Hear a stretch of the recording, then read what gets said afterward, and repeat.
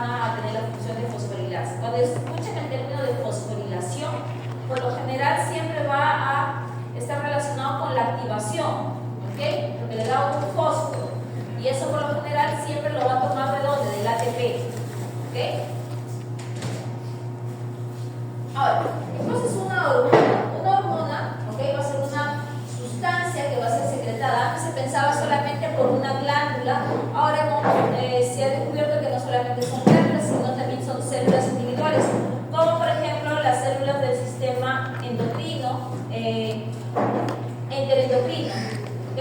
Por ejemplo, CCK, gastrina, todas esas hormonas entéricas no se producen por glándulas, sino por células individuales. Pero el concepto de hormona es una secreción que se va a producir y que se va a vertir a torrente sanguíneo, y luego el torrente sanguíneo va a llevar esa hormona hacia su órgano blanco, su órgano diana, donde se va a unir a su receptor específico y ahí producirá un efecto, un evento. Vamos a ver, por ejemplo aquí, que el receptor para esta hormona está a nivel de la membrana celular. ¿Qué quiere decir? Que esta hormona entonces no puede pasar libremente a través de la membrana celular. Por ende, entonces, ¿qué no será? No será lipofílica, porque si fuera lipofílica, atravesaría. Esto va a ser importante porque hay muchas hormonas lipofílicas que van a atravesar, y ya lo hemos visto en las exposiciones. Cuando hablamos de las hormonas tiroideas, veíamos que estas se pasaban a través de la membrana y tenían un receptor a nivel del citoplasma. Incluso tenían receptores que iban a estar en el sitio del ADN, por ejemplo en el caso de cortisol. ¿Sí? ¿Cuáles son los componentes de la comunicación celular, de la activación? Siempre van a ser las secreciones, en este caso va a ser las hormonas, que van a unirse siempre a un receptor que puede estar en la membrana celular o también en el citoplasma, o a veces dentro del núcleo. ¿Qué más tenemos? Vemos que la comunicación no solamente va a ser de tipo endocrina, también puede ser de tipo paracrina, es decir, que se va a comunicar entre sus vecinos, células vecinas, e incluso de tipo autocrino, ¿okay? Como por ejemplo, un ejemplo solamente sería la noradrenalina, ¿sí? Noradrenalina, los receptores que son los mismos, los alfa-2, que eran inhibitorios. ¿Okay? ¿Cuáles más? Por ejemplo, también hormonas tiroideas también tienen sus propios receptores. ¿Okay? Entonces, esos son los tipos de comunicación. Endocrina es que va a viajar a través del torrente sanguíneo. Paracrina es que esa secreción va a tener su receptor en una célula vecina. Autocrina que tiene el mismo su receptor. ¿Por qué esta cascada de señalización es tan grande? Porque se produce una amplificación de la señal. Las hormonas se producen en cantidades muy pequeñitas. Pero ¿por qué el efecto se ve tan grande? Porque se produce esta cascada amplificadora. Con una sola molécula de una hormona va a producirse muchas productos, muchas enzimas activadas. Por ejemplo, aquí se ve una hormona que se está uniendo a su receptor, y aquí está produciendo, por ejemplo, 10 adenilatociclasas. 10 adenilatociclasas que luego van a activar a 1000 AMP cíclicos. Estos 1000 AMP cíclicos, ¿ok? 100 AMP cíclicos van a activar ¿a quién? A proteinquinasas. Estas proteinquinasas van a empezar a fosforilar, a activar más proteínas. Hasta aquí vamos a tener ya algo de 100.000 moléculas que se están activando. Y cada una de estas enzimas que se están activando van a producir otras enzimas. Y vamos a tener al final la cantidad de moléculas que vamos a ser hasta 10 millones. Entonces, por eso, cantidades pequeñitas va a permitir que el efecto sea grande por la amplificación a nivel de la cascada de señalización celular. Ahora, ¿cómo se puede regular la función hormonal? De dos diferentes maneras, ¿ok? Desde la secreción y en la célula diana. En la secreción ya lo hemos visto mediante la retroalimentación positiva y negativa, ¿ok? Mediante los ritmos circadianos y por la regulación con otras hormonas. Y en la célula diana es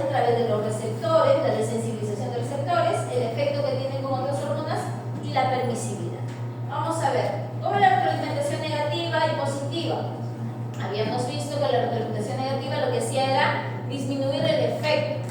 Por ejemplo, si es que hay mucha secreción de hormonas tiroideas, el eje tendría que inhibirse. Eso es lo normal, lo que debería pasar. Ante un desarreglo de esto es que se va a producir o bien un hipotiroidismo o un hipertiroidismo. ¿Por qué? Porque el eje no está funcionando.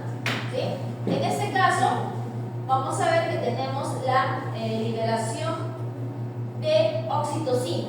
¿Okay? La liberación de oxitocina se da ya sea para la bajada de la leche o para la contracción del músculo o del útero, ¿okay? Del músculo liso que está en el útero. Entonces, ¿qué va a pasar? Este es un tipo de retroalimentación de tipo positivo. ¿Okay? ¿Por qué? Porque va a incrementar la actividad. Más producción de oxitocina estimula más y más oxitocina. Al revés, por ejemplo, cuando hablamos acerca de la secreción de secretina. La secreción de secretina se da por las células S a nivel del intestino delgado. ¿Y cuándo se produce secretina? Cuando capta la disminución del pH. Cuando hay un pH ácido se empezará a liberar secretina. Cuando a nivel del duodeno disminuye el pH, ¿por qué? Porque está llegando, ¿okay? El quimo está llegando del estómago, eso lo van a captar los receptores, van a secretar secretina, se vertirá hacia el torrente sanguíneo y este va a llegar hacia ¿dónde? Hasta sus células blanco, donde se va a unir a sus receptores. Lo que va a hacer es que liberar bicarbonato. ¿Para qué? Para bufferar ese pH que está ácido. Entonces lo que hace es disminuir el efecto. ¿Qué va a pasar? Poco a poco el pH va a ir neutralizando. Si ya no va a ser ácido, sino se va a neutralizar. Eso es una repetición de lo que ya habíamos visto en retroalimentación negativa. ¿Qué pasa con el otro mecanismo de regulación? Los ritmos circadianos. ¿Qué son los ritmos circadianos? Son ritmos biológicos que están relacionados, en este caso, el ritmo circadiano con la duración del día y la noche. Existen diferentes hormonas que van a secretarse mucho más en la noche. Por ejemplo, ¿quién? Tenemos melatonina, ¿okay? También tenemos la hormona del crecimiento, tenemos estradiol, prolactina. Por eso es que muchas veces mencionan que, por ejemplo, la hormona del crecimiento se relaciona mucho, por ejemplo, los niños que tienen que dormir. Algunos son contrarios a esta teoría, pero se ha demostrado que hormona del crecimiento, GH, se va a producir mucho más en la noche. ¿Okay? Otras hormonas se producen mucho más en el día, por ejemplo, el cortisol, ¿okay? Adrenalina, serotonina. Estas relacionadas con ¿qué?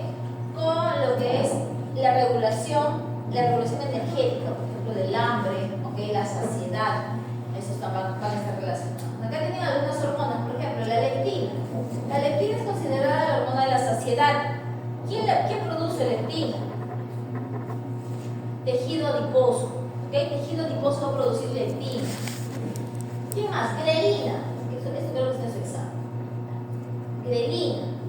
La grelina es la hormona del apetito, del hambre. Empieza a producirse grelina llevando un ritmo circadiano. Entonces, cuando ustedes empiezan a tener hambre es porque los niveles de grelina han sido ya incrementados, se ha liberado. ¿Ok? Otro mecanismo para la regulación es a nivel de lo que es las mismas células diana. Entonces, en las células diana se da la desensibilización. La desensibilización, ¿okay? se va a producir a nivel de los receptores. ¿Qué va a pasar con los receptores? Muchos de estos receptores ya no van a estar disponibles. Van a sufrir cambios como por ejemplo, el arresto de ellos. En vez de estar expresándose, ellos se van por endocitosis, ¿okay? Ellos se van a esconder, digamos. Y aquí vamos a ver que es importante algunas proteínas, como por ejemplo las beta-arrestinas. Las beta-arrestinas son importantes porque van a tratar de evitar que se sobreexpresen receptores. Lo van a meter en una vesícula, van a liberar enzimas que van a cortar este receptor y van a, de esa manera, ¿qué cosa? Regular la expresión de estos receptores. ¿Para qué? Para que no se dé una sobreestimulación. ¿Okay? Ahora, ¿por qué por qué no dejamos que haya muchos receptores? Porque recuerden que el exceso de muchas de las hormonas van a traer cambios grandes. Por ejemplo, el incremento de las hormonas tiroideas, un hipertiroidismo, ¿qué es lo que produce generalmente? Incremento de la tasa metabólica, por ejemplo. ¿Sí? El incremento de la tasa metabólica, ¿por qué? Porque las hormonas tiroideas, una de las principales funciones es esa, es una hormona tiroidea. Es una hormona metabólica que va a incrementar. ¿Qué cosa vamos a ver?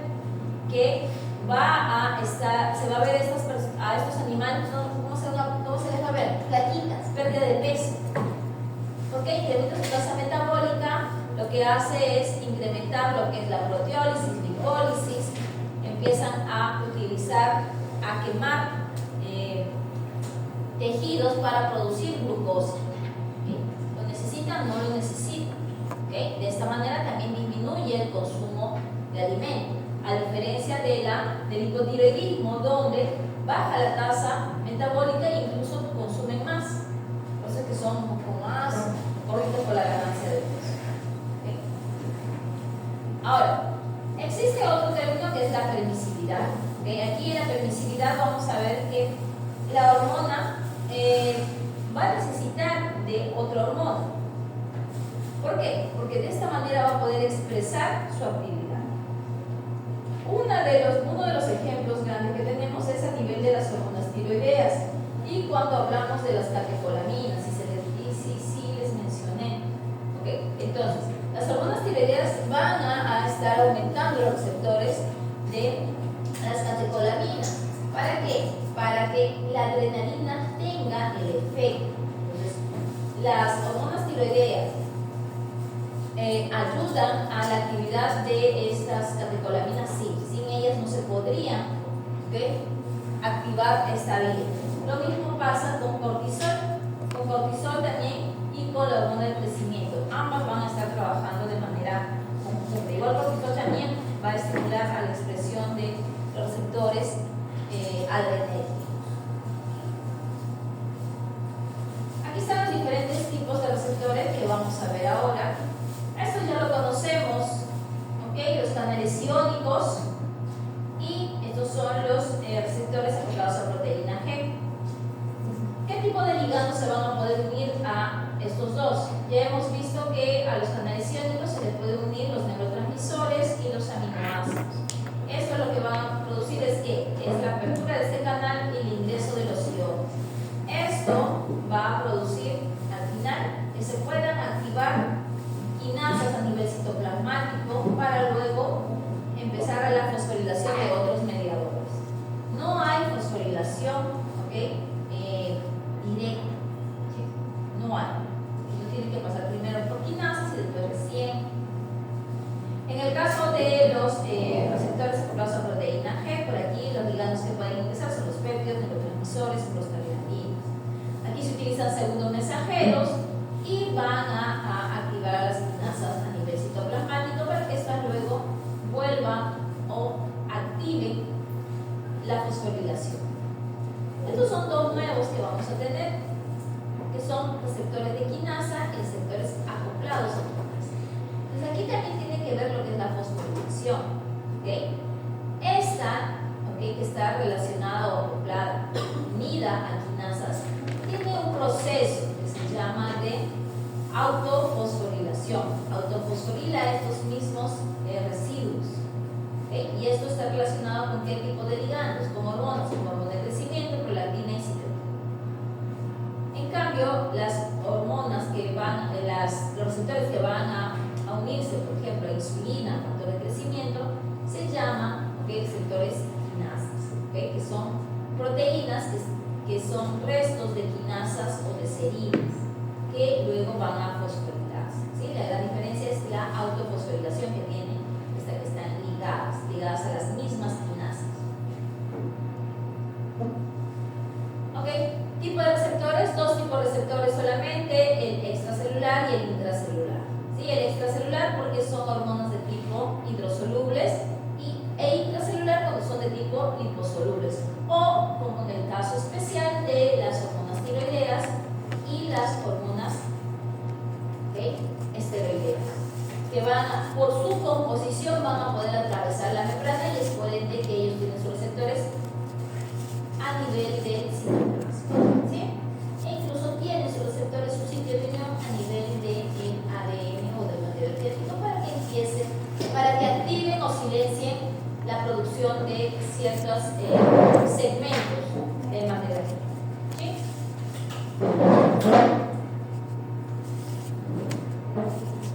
Solamente para que recuerden aquí los receptores enfocados en proteína G, tenemos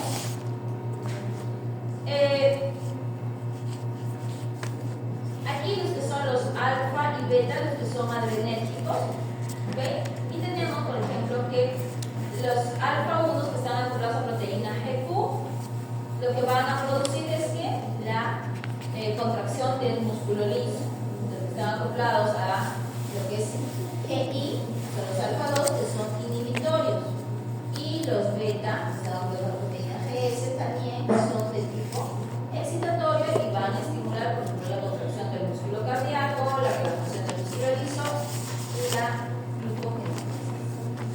¿Quiénes tienen este tipo de receptores? También la misma actividad, los H1, M1 y M3. Entonces, todos los unos van a producir la contracción del músculo liso.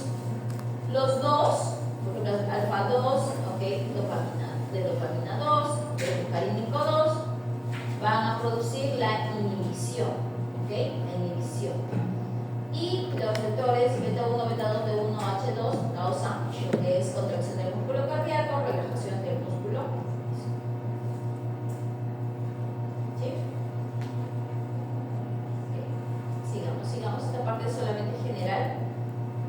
Esta es la estructura de un receptor de membrana, es decir, esto sería para una hormona de tipo hidrosoluble, ¿sí? Entonces, ¿esta para cuál sería? Ya habíamos visto hace rato que podría ser para insulina, ¿sí?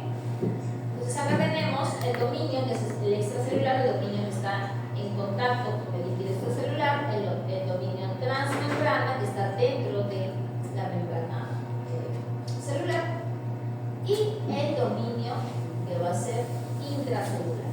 ¿Okay? Y aquí están estos restos de aminoácidos que tenemos y la capacidad que van a tener de autofosforilación.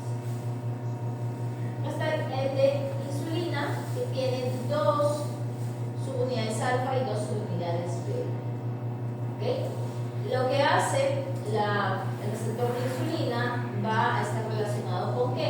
Con la actividad de recaptar o incrementar la captación de glucosa y más respuesta de tipo metabólicas, obviamente todas relacionadas con la energía. Entonces viene la insulina, se une a su receptor a nivel del dominio extracelular y este va a producir cambios a nivel del dominio intracelular para que se activen estas proteínas, para que estas sean las que van a producir el efecto de incrementar o regular la captación de glucosa. ¿Cómo se da? Es una fosforilación, se tiene que fosforilar, se tiene que activar, eso se habla de la fosforilación. ¿Qué pasa con las hormonas esteroideas? Estas hormonas esteroideas, vean, no necesitan un receptor a nivel de la membrana. Lo que va a pasar es que estas van a atravesar de manera libre y se van a unir aquí. Hay unos receptores, ¿okay? Receptores esteroideos.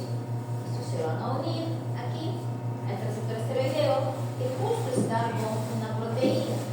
¿Okay? Cuando se une la hormona esteroidea a este receptor esteroideo, va a liberar o se va a soltar de esta proteína y este va a poder ingresar al núcleo, donde se va a unir a una secuencia promotora para incrementar lo que es la transcripción de algunas enzimas o de repente silenciar algunas enzimas para que luego esta se traduzca en proteínas, ¿sí?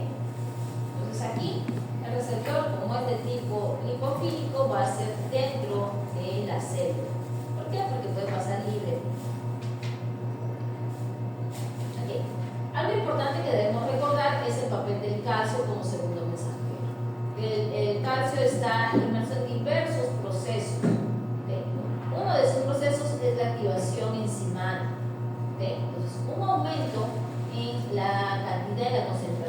calcio es una señal que va a poder activar a diversas enzimas. Entonces hay que tener cuidado también con esos procesos. Por eso que hablábamos, por ejemplo, en el caso de hipocalcemia, que uno de los mecanismos para solucionar el problema es la administración de mismo calcio, pero hay que estar seguro. ¿Por qué? Porque si no podría traer muchos efectos adversos. Ya hemos visto otros receptores que están acoplados o que son canales iónicos. Vemos que el ligando nunca va a ingresar, sino el que va a ingresar o salir va a ser los iones. Esa es la parte general en cuanto a receptores. Vamos a ver los mecanismos de regulación.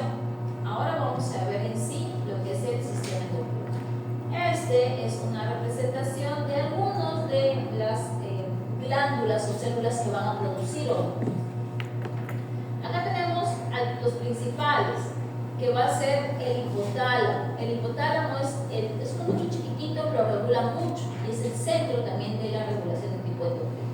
Tenemos hipotálamo e hipófisis. Asimismo tenemos la glándula pineal, tenemos paratiroides, la tiroides, tenemos el páncreas, tenemos las glándulas suprarrenales, incluso tenemos el riñón también que produce hormonas.